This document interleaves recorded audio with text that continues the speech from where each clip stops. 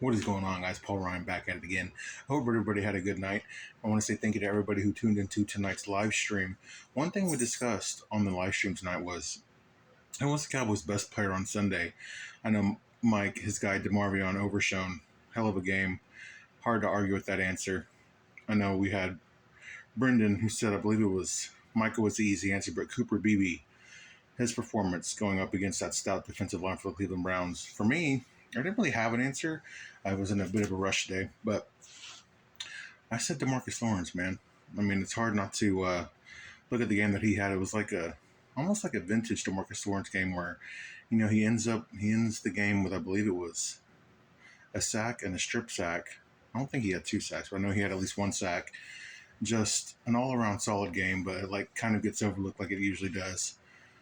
The reason I'm bringing these things up is, one, I want to know who do you think was the player of the game for the Cowboys on Sunday, and 2, how good do you think this defense is going to be under Mike Zimmer? It's only week 1. I know that the compromised offensive line for the Browns is going to be something that can be used as an excuse for people who dislike Cowboys, want to make excuses against the Cowboys, but coming out performing that way against a playoff team from last year on their home field, first week in a new defensive scheme, that says a lot, especially with some younger faces. I mean, you saw Cealen Carson. I don't know why I keep calling him Cason, but Cealen Carson. We talked about it tonight. He could have probably had 3 interceptions. He literally could have had 3 interceptions in his first start going up against Amari Cooper. Amari Cooper ended the game with 2 receptions for 12 yards. I know Deshaun Watson, he's cooked. We discussed that tonight as well. He's cooked, but Amari Cooper's not. And I understand the quarterback's a big part of that, but Cealen Carson looks like a real deal. Erik Kendricks, we talked about him.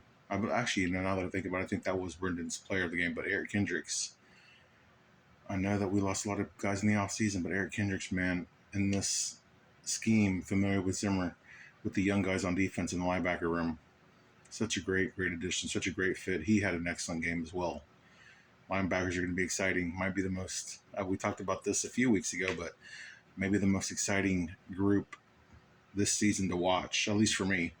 But yeah, that was just something I wanted to not get off my chest, but I had on my mind before I wanted to end the night with you guys, is just thinking about the player of the game, thinking about how good this defense could be under Mike Zimmer, heading into next week against the Saints team that had their way with probably another really bad Carolina Panthers team. It'll be interesting to see how we size up against them, because they've got some decent players. They've got Derek Carr is definitely a lot better than Deshaun Watson.